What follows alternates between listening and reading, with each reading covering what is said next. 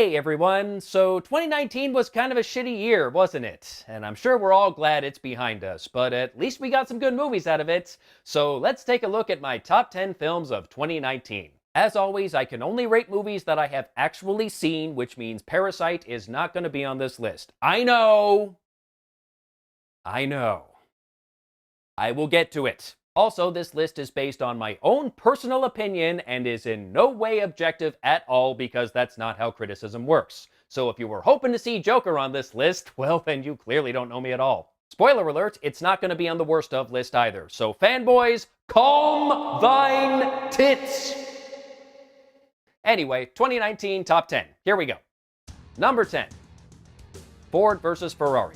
This follows the story of the Ford Motor Company's attempt to buy Ferrari and their subsequent humiliation when Enzo Ferrari backed out of the deal, mostly out of spite, and Ford's plan to create a race car, which became the GT40, capable of beating Ferrari at the 24 Hours of Le Mans. But more than that, it's the story of the friendship between automotive designer Carroll Shelby and racing engineer Ken Miles, played respectively by Matt Damon and Christian Bale. Both of these actors were on top of their game, and I loved watching the ups and downs of their friendship throughout the course of the film, even if it wasn't 100% historically accurate. That big brawl between Carroll and Ken that took place on Ken's front lawn, for example, didn't actually happen. And I assure you, no one is more disappointed about that fact than I am. In fact, a lot of the drama in this movie was embellished, if not outright manufactured, but I understand it's not supposed to be a documentary. And it's my understanding that the movie's portrayal of the 24 Hours of Le Mans was fairly accurate, which blows my mind because everything about that race was insane.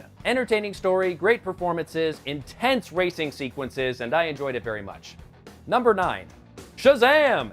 Young foster child Billy Batson is granted superpowers by a mysterious old wizard whenever he says the word Shazam. And as he becomes accustomed to his new powers and swole adult body, he learns how to be an actual hero and about the importance of family. Yep, we got superhero movies on this list. I will give you a second to recover from the shock.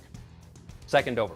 This was, in my opinion, the best DCEU movie to date. It was funny, it was heartwarming, it had great action sequences, I loved its message about the importance of family and how that family doesn't necessarily have to be biological. Zachary Levi was perfect in this role, totally nailed the part of a child trapped in a grown man's body. Mark Strong was a great villain because, well, he's Mark Strong, and full credit to the child actors as well. Asher Angel and Jack Dylan Grazer were so good, and the movie's climax where they all share Billy's powers was just pure joy.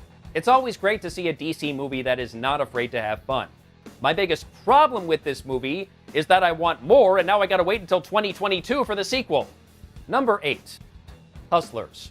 Based on a true story, Hustlers stars Jennifer Lopez and Constance Wu as Ramona and Destiny, two strippers who, after last decade's financial crisis, hatch a scheme to drug wealthy Wall Street bankers and run up their credit cards. There is a scene early on in this movie where Destiny goes up to the roof of the club she's dancing at for a smoke break, and Ramona is up there also smoking and wearing a fur coat, and Ramona says, "Where's your coat?" And Destiny says, "Oh, I left it inside."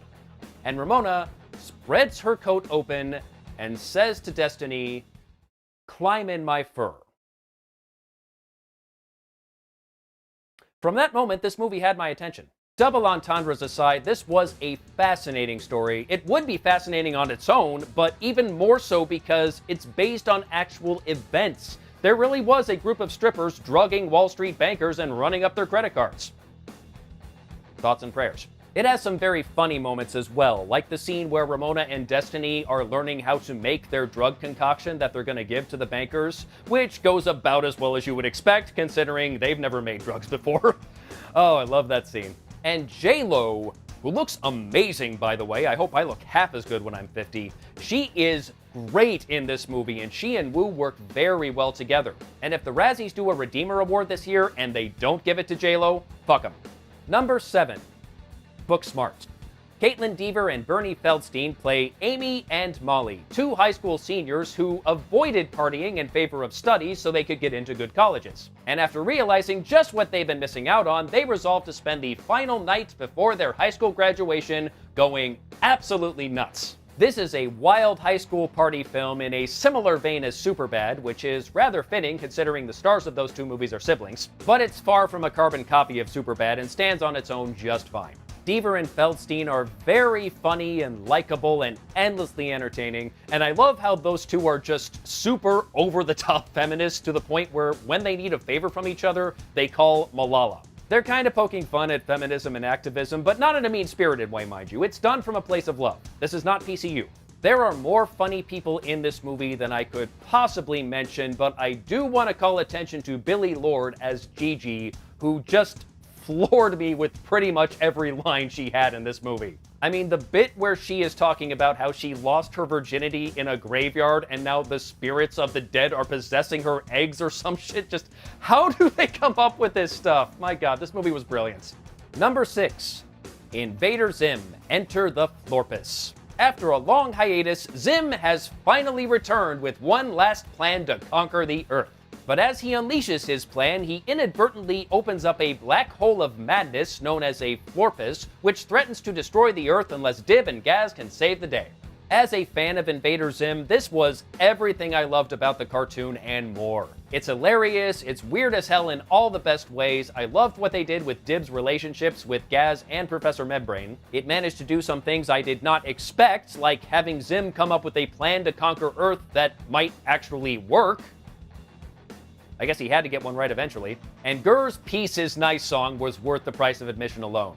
Granted, it was on Netflix, so the price of admission was $0, but you know what I mean. Number 5. Dr. Sleep. The sequel to The Shining that no one asked for, but it turned out to be pretty good anyway. Dan Torrance, played by Ewan McGregor, is finally coming to terms with his troubled past, and it seems like he might actually be able to live a nice, quiet, sober life. Until a group of weird-ass people known as the True Knot, led by Rose the Hat, come to town and start literally sucking the life out of people. Don't you hate when that happens? While I don't have any actual box office bombs on my list this year, which is rare, Dr. Sleep did underperform, and I hate that more people did not see this movie because it's really good. The story is pure Stephen King, especially with the names of the various members of the True Knot, and well, everything about the True Knot, really. Ewan McGregor killed it with this performance, and I enjoyed watching the now-grown-up Dan story unfold, and how it was basically his father's story in reverse, in that he starts off in a horrible place and works his way back up to sobriety and actually becomes a good man. And Rebecca Ferguson may have stolen the show as Rose the Hat. She was delightfully sinister. Such a great villain. Number 4. John Wick Chapter 3, Parabellum. After the events of Chapter 2, John Wick has been excommunicated by the High Table and has about 1 hour before every assassin in the world comes down on his ass. And boy do they! I am a fan of the John Wick series. I love these movies almost as much as the people who star in them. Lawrence Fishburne in particular was clearly having the time of his life. And this is the type of movie that Keanu Reeves was made for. He totally sells every beating he takes in this film. And there are many. The action sequences are brutal and intense and have excellent choreography and sound mixing, and overall they're just a treat to watch. And they are still coming up with new and exciting ways for John Wick to kill people. In the face! And of course I have to call attention to Halle Berry, action star. Who would have guessed? She was amazing. I do hope she's coming back for John Wick 4. Number 3. Avengers Endgame. After Thanos wiped out half the population of the entire goddamn universe with the Snapshot, the Avengers set out on a time heist to claim the Infinity Stones and bring everyone back. 10 freaking years of movies have led up to this moment, and I for one thought the Russo brothers did a great job of bringing the saga to a satisfying conclusion. Despite its 3-hour running time, it never overstays its welcome and manages to be entertaining throughout, which is more than I can say for a certain other 3-hour movie that came out last year. It managed to surprise me more than once, which is remarkable for an MCU movie at this point. The action sequences were great fun, and the big battle at the end makes the Battle of Helm's Deep look like a minor scuffle. They did about as good a job as they could have, giving every character their chance to shine, which cannot have been easy considering how many superheroes they have in this universe now. The emotional beats were done very well, especially with Tony and Thor. In fact, Thor's entire transformation I still cannot believe they went there, but I'm glad they did because it totally worked. And we finally got to see Cap with Mjolnir, and God, that was so satisfying. Number 2. Jojo Rabbit. This is the story of a boy who thinks he's a Nazi, but really he just puts on a silly uniform because he wants to belong to a club. And he has an imaginary friend, who is Hitler. I don't know what caused Taika Waititi to finally lose his mind, but God bless him for it, because this was so much fun. As was his performance as the very silly version of Hitler. Roman Griffin Davis and Thomasin McKenzie were both great as Jojo and Elsa, and I really enjoyed watching their friendship develop over the course of the movie as Jojo starts out as a wannabe Nazi and eventually works his way up to Are We the Baddies? Really impressed with Archie Yates as Jojo's friend Yorkie. That kid has such good comedic timing. I just laughed my ass off during this movie. It was hilarious. Up until the point when it wasn't. And when that moment comes, it is a huge punch to the gut, and I think the film is all the more effective because of it. Overall, I think it's brilliant, and I can't wait to see what Waititi does next. And now, before we get to number 1, some honorable mentions. Spider-Man: Far From Home. While I would prefer a Spider-Man that's a bit more quip-happy, this was still a solid Spidey film. Zendaya was wonderfully weird as MJ, Jake Gyllenhaal was great as the villain Mysterio, and those weird-ass dream sequences he put Peter through were a trip and a half. And I could not be happier about J.K. Simmons' return, because he makes everything better. Well, except the snowman, but that was not his fault. Toy Story 4. Like Dr. Sleep, this is a sequel that I'm sure no one was asking for, but it was still a lot of fun. And they did some very interesting things with these characters, like turning Bo Peep into the Road Warrior, and introducing a toy that has to be on suicide watch. Forky was both adorable and incredibly dark. I especially enjoyed Keanu Reeves as Duke Kaboom and his many poses, and Key and Peele as Ducky and Bunny were just hilarious. The Lego Movie 2, the second part. I am still amazed at just what Lord and Miller are able to do with a simple children's toy.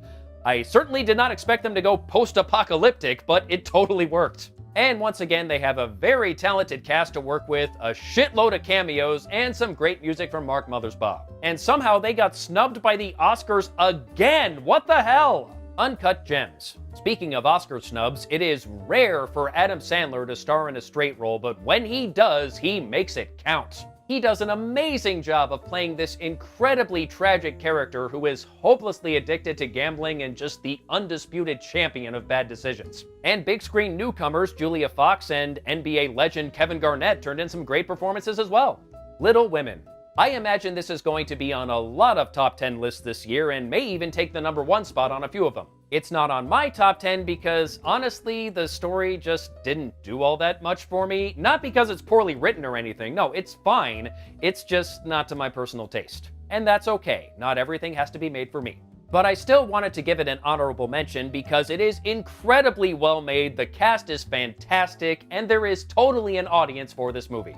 It's just not me.